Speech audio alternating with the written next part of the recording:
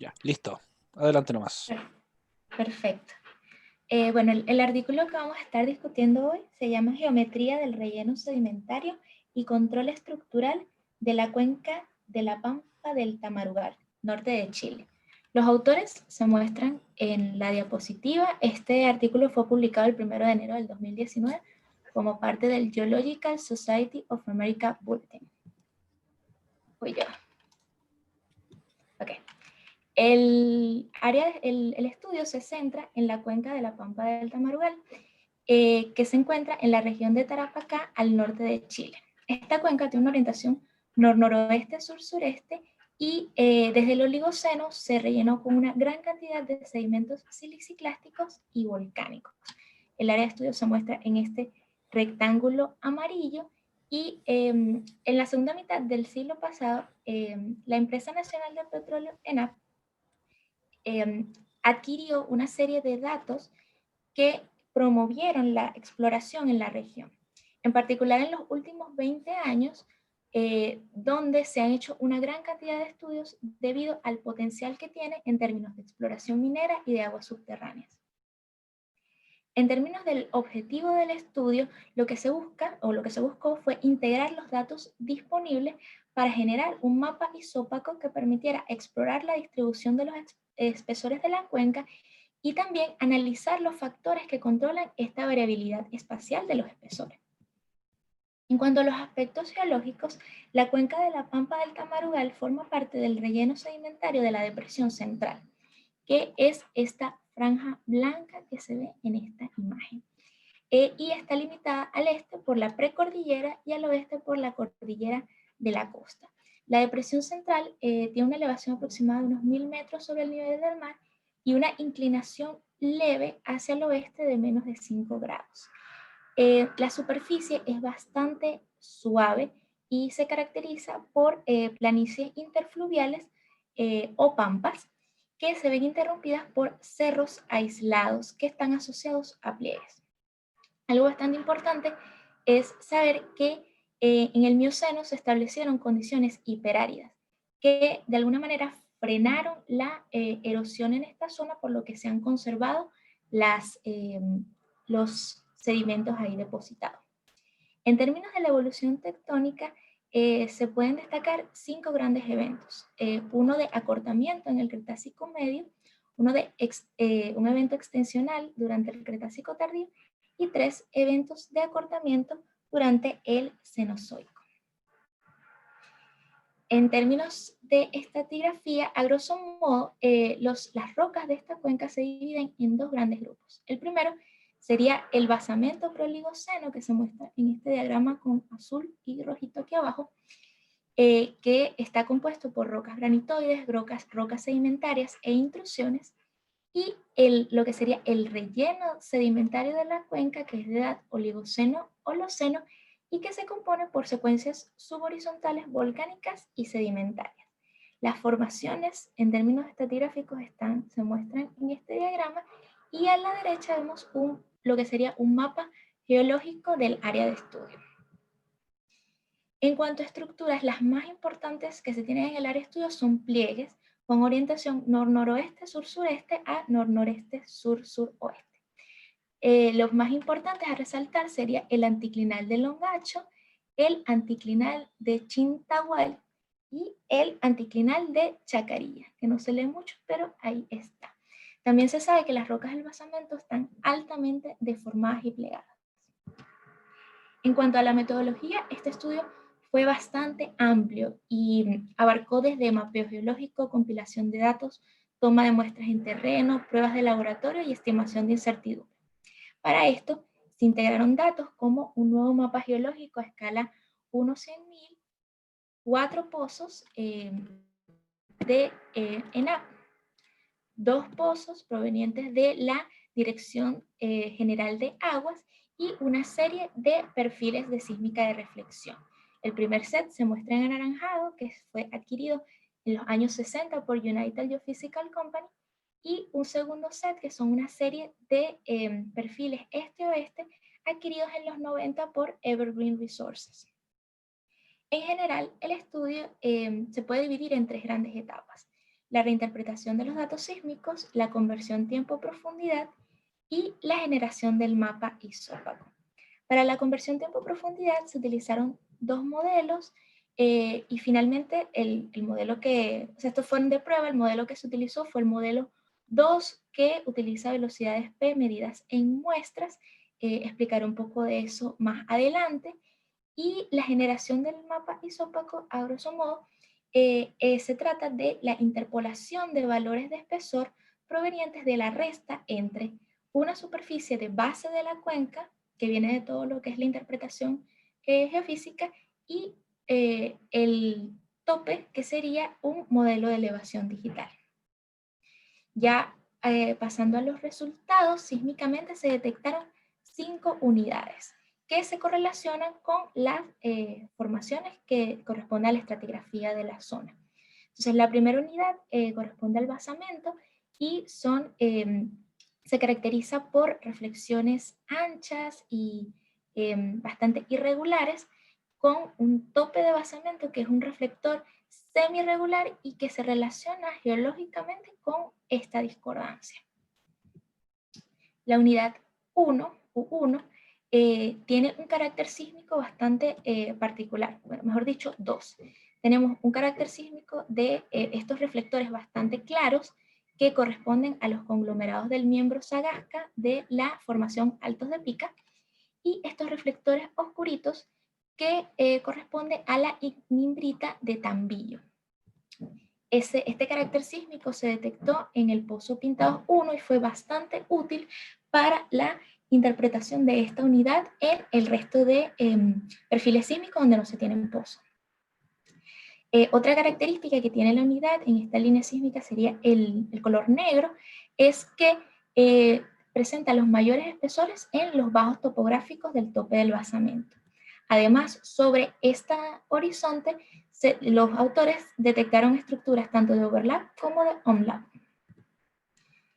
En cuanto a la unidad U2, su mayor característica es que estas grandes variaciones de espesores, sería este color gris oscuro, variaciones de espesores laterales. También en el Pozo Pintados 1 se detectaron estructuras de onlap que corresponden con la estratigrafía que nos habla de una discordancia basal de esta unidad, sobre todo en la depresión central. Finalmente no, tenemos primero la unidad U3, que corresponde a estos reflectores oscuros y que se correlaciona con la formación El Diablo, que en el Pozo Pintados 1 se detectó o se asoció con estructuras de overlap, también en el Soledad 1, pero en el Soledad 1 no voy a hacer muchos comentarios porque de verdad no veo mucho. En cuanto a la última unidad, que es la unidad U4, que son los depósitos más jóvenes, en general no presentan una cantidad importante de reflexiones. Esto es por una serie de razones, pero sobre todo es por la calidad pobre del dato sísmico en estos niveles someros. En términos de estructura, las fallas que se encontraron están en concordancia con otros estudios que hablan de unidades de basamento afectadas por fallas inversas de alto ángulo y divergencia este-oeste. Estas fallas son por lo general ciegas, es decir, no afloran en superficie y afectan sobre todo la unidad 1 y el basamento, aunque en algunos casos afectan también hasta la unidad 3. La propagación de estas fallas genera anticlinales que pueden ser, que se ven en superficies, como es el caso de el Cerro Chalyacoyo y el Cerro Longacho, que estamos viendo en estas imágenes. En cuanto a la conversión tiempo-profundidad, no me voy a detener mucho en esta lámina, es básicamente para mostrarles dónde se tomaron las muestras, cuáles fueron las velocidades resultantes y a qué unidades pertenecen. Como les comenté, se construyeron dos modelos. Sin embargo, el primer modelo se descartó principalmente por dos razones. La primera es que para dos pozos se obtuvieron velocidades bastante diferentes para una misma unidad, y también que estas velocidades no siguen una tendencia de aumento con la profundidad, que es lo que se espera en este tipo de ambientes. Entonces ya con el modelo 2, que fue el modelo obtenido, se convirtieron los datos del pozo Pintados 1 y Soledad 1, y las diferencias que se obtuvieron fueron 3 metros para el primero y 67 metros para el segundo con respecto a los espesores reales. Finalmente, la imagen que vemos a la izquierda presenta lo que es el mapa isópaco obtenido, que tiene una resolución de celdas de 100 metros por 100 metros con contornos cada 100 metros. Los espesores varían desde 0 a 1566 metros y se detectaron 4 subcuencas asimétricas que se denotan con las letras de la A a la D. Estas subcuencas están separadas por estos que son altos de basamento, y en general se contabilizó el volumen de sedimento o se calculó, y el resultado fue aproximadamente 4.300 kilómetros cúbicos. En términos de incertidumbre, se detectaron 3 principales fuentes de error que están asociadas a la conversión en profundidad. La primera sería el error del ajuste topográfico, que se muestra en la imagen a la izquierda, que se relaciona al ajuste del tope de la unidad U4 con la topografía. En esta imagen serían las líneas punteadas corresponderían a los valores menores de este error. Luego está lo que es el error de interpretación, que se asocia con la dificultad para identificar la base del relleno, sobre todo en áreas donde la sísmica tiene una calidad pobre. En esta imagen, los valores más bajos de este error se corresponden con colores claros de las líneas. Finalmente, se tiene error del método de conversión en profundidad. En particular, este error se relaciona con el parámetro K, que no sé si lo apreciaron en la fórmula que mostré en la metodología, y lo que se hizo para contabilizar este error fue hacer un estudio de sensibilidad donde se utilizaron valores extremos y se determinó cómo varía el espesor con la variación de este parámetro. Entonces, en este sentido se obtuvo un error acumulado medio de aproximadamente más o menos 250 metros. En cuanto a las discusiones, estas giraron en torno a lo que sería la geometría del relleno sedimentario y la estructura de la cuenca. Lo primero que resaltan los autores es la excelente correlación espacial con el modelo de Nester del 2008. Esta imagen proviene del artículo que publicaron en el 2012 y se muestra cómo las subcuencas obtenidas en este modelo nuevo corresponden a estos altos espesores que están bordeados por este color verde que se muestra en el mapa de Nester. Por supuesto, considerando que están hechos a una escala totalmente distinta. La principal diferencia se ve en los espesores máximos. Nester obtuvo unos espesores máximos alrededor de 1800 metros, que da una diferencia de unos 300 metros. También los autores infirieron que las subcuencas A y C pertenecen a una subcuenca a mayor escala, a la misma subcuenca a mayor escala. Además, notaron que los altos de basamento se asocian sobre todo a dos grandes fallas, que sería la falla Longacho y la falla Chayacoyo, que se encuentran aquí. Pero también están asociados a cuerpos intrusivos, como sería el caso del Cerro Raúl y el Cerro Antena. Además, analizaron que el material del relleno proviene primariamente de lo que es la precordillera y la parte occidental de la cordillera, y en segundo lugar, o ya de forma más secundaria, de la cordillera de la costa. En cuanto al espacio de acomodación, estudios previos más antiguos lo asociaban a la presencia de fallas normales, mientras que estudios ya más recientes la asocian a fallas plegadas y corridas. Esta imagen es de Armijo et al. Y lo que se obtuvo en el estudio va en concordancia con el segundo, pues se tienen estas fallas, fallas inversas de alto ángulo, donde los altos de basamento corresponden a los ejes de los anticlinales, mientras que las subcuencas corresponden a los sinclinales adyacentes. En cuanto a los factores que controlan el espesor en la cuenca, los autores con toda esta información llegaron a... 5 minutos, Joana, por si acaso. Perfecto. Llegaron a la conclusión que son los principales son las condiciones tectónicas y las condiciones climáticas. En cuanto a las condiciones tectónicas, se habla de que la tectónica compresional, dada por la orogénesis incaica, generó la exhumación y erosión del basamento y creó este espacio de acomodación previo a la depositación del relleno. Luego hubo una deformación sedimentaria que acentuó el paleorrelieve y aumentó el espacio de acomodación hacia los flancos de los anticlinales. Finalmente se tiene una deformación de las diferentes unidades debido a la migración del frente de deformación de los Andes occidentales hacia el este, que ha venido sucediendo desde el Mioceno medio. Luego, en términos de condiciones climáticas, se tiene que el establecimiento de la desertificación en el Mioceno medio y Plioceno tardío generó una baja tasa de sedimentación y erosión que afectó también los espesores de las unidades.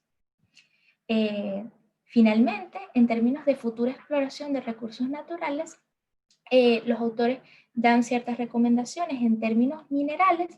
Se tiene que, como se conoce, que hay presencia de porfidos de cobre al este del área de estudio y que los sitios lo más adecuados para hacer la perforación de los mismos son los altos de basamento. Entonces ellos recomiendan áreas como el eje del anticlinal de Longacho y las inmediaciones del Cerro Chayacoyito y Raúl como zonas de interés. En términos de agua subterránea, cómo se tiene que las aguas subterráneas, los acuíferos están asociados a sedimentos delgados y a sedimentos delgados, entonces se recomienda que perforar en lo que sería la zona norte, a lo largo del anticlinal de Chintahuay. Finalmente, bueno, para concluir, los autores hacen una recapitulación donde se tiene que la estratigrafía de la cuenca de la Pampa de Tamarugal básicamente abarca dos grandes grupos, que el mapa isópaco nos muestra que los espesores van de 0 a 1566 metros, con 4 cuencas asimétricas separadas por altos de basamento, que los factores de control principales del espesor de relleno, sobre todo desde el Oligoceno, han sido la tectónica compresional y las condiciones hiperáridas que se han impuesto al norte de Chile, y que se tienen 3 fuentes de error que están asociadas a la conversión en profundidad, y que estas producen un error acumulado medio de 250 metros aproximadamente. Y bueno, la conclusión general es que la estructura de la cuenca en el mapa isópaco se mantiene, a pesar de todas las incertidumbres, y que el error acumulado es menor a los espesores máximos de todas las subcuencas. Esto convierte este mapa en una guía útil para la exploración de recursos naturales. Sin embargo, esta guía debe ser usada con bastante precaución debido a las incertidumbres que ya conocemos. Estas son las referencias y esto es todo lo que tenía que decir por hoy. Gracias. Si alguien tiene alguna pregunta. Gracias, Joana. Mi pregunta principal es, en la figura 1, sí. Pues, ahí en la zona de estudio sale una falla norte-sur.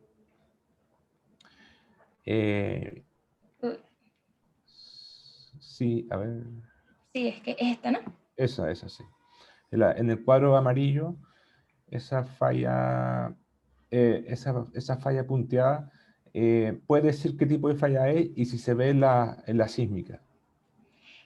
Esta falla, o sea, eso no lo había correlacionado, pero estaría casi segura por su ubicación, que sería, déjame ver, en el mapa, voy a salirme y entrar en esta. Ajá. Estoy, bueno, casi segura que corresponde a estas dos fallas, que serían esta falla de Longacho y de Chayacoyo. Es lo que pienso. Y son fallas inversas de alto ángulo, y sobre la vergencia, no recuerdo exactamente hacia dónde, pero lo podríamos ver en las líneas sísmicas. Creo que sería este tipo de fallas que vergería hacia el este. Esta sería mi respuesta, en base a la información que tengo a mano. Ya. Y ¿qué es la formación alto hospicio? La formación alto hospicio, no recuerdo, igual, o sea, lo tengo aquí en el artículo, no recuerdo exactamente muy bien de qué está formado, porque no me enfoqué en ella, porque como forma parte sobre todo de lo que es la cordillera de la costa, y el estudio se centra en la depresión central, entonces estuve viendo sobre todo esas formaciones. Sin embargo, tengo aquí a la mano el artículo, y habla en algún momento de esa formación. No la tengo resaltada porque no me centré en ella. Ya, pero y con respecto a la zona de estudio, que es la depresión central, el basamento que ellos mapean, ¿qué tipo de basamento es? ¿Qué tipo de roca es? Ellos hablan de este tipo de roca, dicen que en el área son rocas graníticas, rocas graníticas, sedimentarias y intrusivos.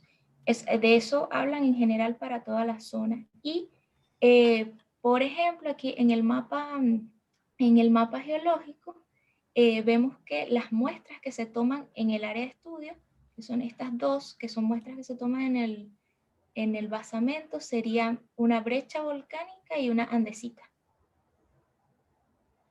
¿Esas muestras dónde están? La de la brecha fue aquí, que es como en el cerro Chancagoyo, sorry, me cuesta un poco los nombres, pero es en esta área. Uh-huh. Y la andesita se tomó en esta área. Vemos aquí. Ya. Ya, ¿preguntan ustedes? Si tienen alguna pregunta, algo que quieren que explique un poquito más, porque fui un poquito rápido, porque eran muchas cosas.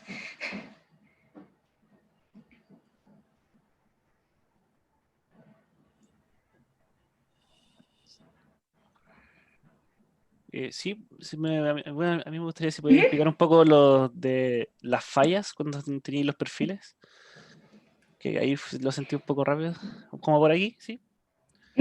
Sí, pues. Sí. Bueno, aquí en esta parte lo que hablé es que se presentan estas fallas inversas que vemos aquí de alto ángulo. Son fallas inversas de alto ángulo que cortan sobre todo las unidades inferiores, que serían el basamento y la unidad U1. En algunos casos, los autores reportan que también cortan hasta la unidad 3, pero que son muy pocas. Y que en general estas fallas son ciegas, es decir, que no afloran en superficie. En algún momento hablan que algunas sí lo hacen y que presentan desplazamientos de hasta 300 metros.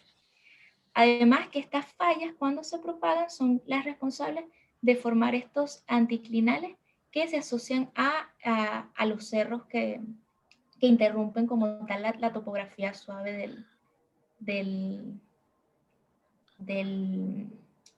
área. Yeah. Otra cosa, bueno, que no mencioné, es que ellos, o sea, como la estructura de las fallas la ven sobre todo en los perfiles este-oeste, pero que no es muy clara su forma en el perfil norte-sur. Ya, Entonces, no. Los anticlinales aparecen en todos los perfiles más o menos. Deberían aparecer. Sí, Ya. tenemos, pues, son varios. Está este de Chayacoyo y el de Longacho fue los que como que mostré. Ya. Y ellos muestran, sí, unos 6 perfiles lo que se presenta en el artículo. ¿Cómo se podría aplicar en la práctica esto para la prospección de recursos cupríferos, mineros? Ok, para los recursos del buscar mineral de cobre, una de las cosas que ya mencionan durante la introducción es que en el área se han detectado pórfidos de cobre que son de edad, no recuerdo la edad, pero que se han detectado pórfidos de cobre, y en las discusiones hablan de que estos se encuentran en el lado en el lado este de la cuenca. Y una de las cosas que dicen es que los mejores sitios para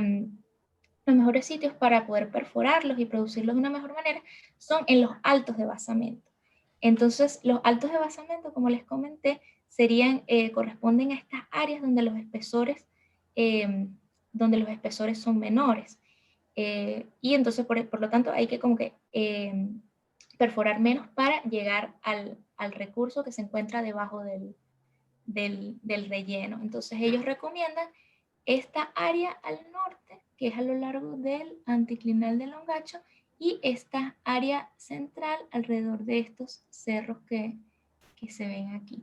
Sobre todo por eso, por el poco espesor del relleno que habría que atravesar para llegar al recurso del cobre, y porque se encuentran, sería el lado este, que es donde, de acuerdo a los antecedentes, se ha ubicado este mineral. Ya. ¿Alguna otra pregunta?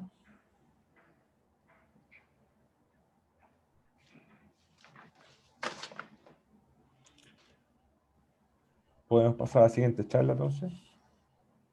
Bueno, dejo de compartir.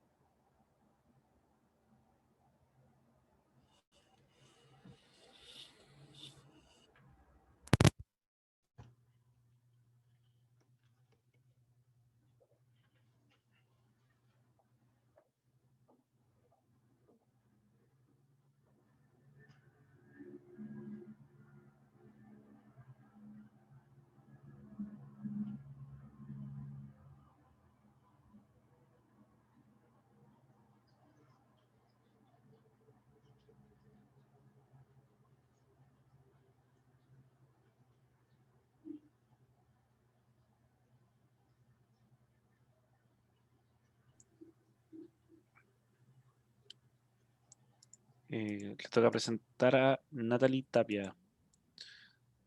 Parece que no está.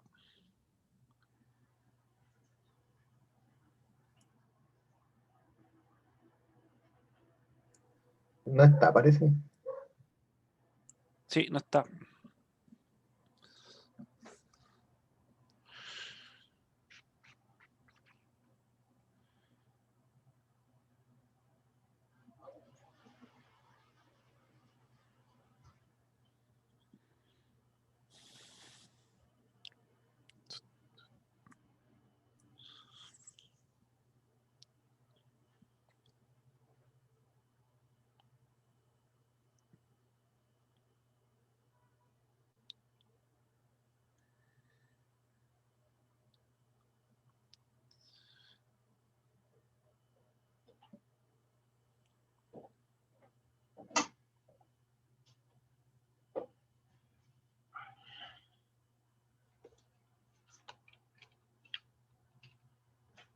¿Aló? Aló, profe, que no está, parece Natalie Tapia, que debería presentar ahora.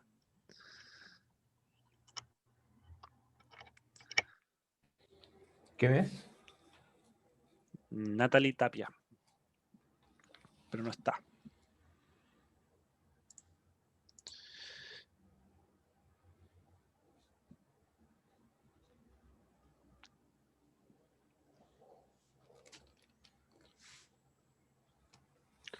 Ya. ¿Quién presenta la próxima clase? El jueves. Em, Yo presento igual. Andrés. y Gabriela. ¿No está Gabriela? No.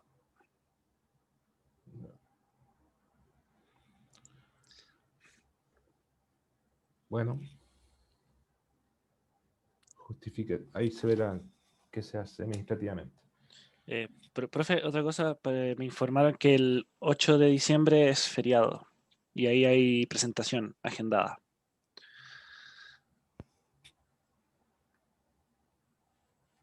A ver, Martes 8 de diciembre. con el calendario.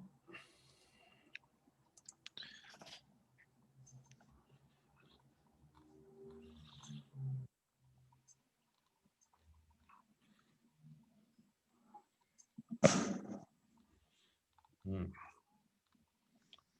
¿El semestre se acaba cuándo? A ver. La semana de Navidad, creo. El 26 es el último día de clase. 26. Entonces corre lo del 8 para el martes 22 sería. Martes 22. Martes 22, ¿cierto? Ah, no, la última la última ronda de presentaciones son el jueves 17. Y después martes 22, pero sí, exactamente. Ya, entonces, voy a poner ahí como recuperativa el calendario. O bueno, lo que se corre en realidad y la O se recuperativa. reemplaza, o sea, se corre, ese grupo se va al 22. Sí, O sea, esas dos presentaciones se van para el 22. ya. Y Ya. Después hablamos qué se hace con la gente que no asiste. Capaz que vaya a eliminar también, uno no sabe. sí, Hay más eliminadas a todo esto, ¿no? no sé, para pregrado no sé. Pero creo que sí. ¿Saben algo? Sí, se supone que queda uno, parece. Ya. Ya, pues. ¿Algo más que definir? No. Ya, pues entonces hasta el jueves. Ya. Entonces, estamos. Chao, muchachos. Chao, gracias. Chao. Cuídense, mucho Chao. éxito. Chao. Chao, chao. Que estén bien. Chao.